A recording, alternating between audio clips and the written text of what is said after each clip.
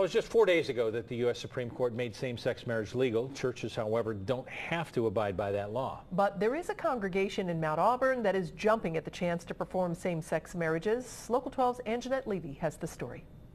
The sanctuary at Mount Auburn Presbyterian Church has beautiful stained glass windows, but unlike other churches, it's also decorated in rainbows.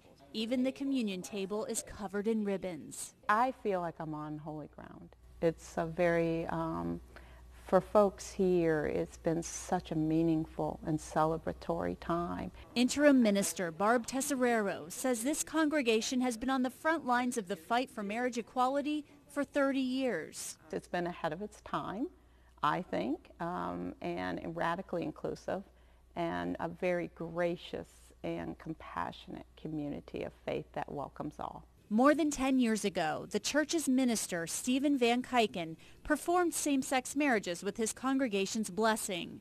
He was later defrocked. For me, it was a matter of justice and equality. For me, it was a matter of treating everybody with the same dignity. Van Kyken told us via FaceTime some people thought the church was taking it too far by performing the marriages. Years later, he's at peace with what happened. I feel like I was on the right side of history when I was doing it, but it's very sweet that this moment has come. And as same-sex couples across the country celebrate, Mount Auburn Presbyterian hopes to perform its first same-sex marriages in many years. We'll wait until a couple approaches us.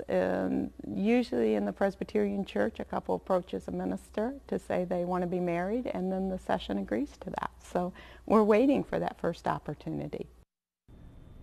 And some time ago, this congregation decided not to hold any weddings, even for straight couples inside the church. Another religious ceremony called a covenant ceremony was held for couples. Members will now vote to change their rules to once again hold marriage ceremonies for everyone.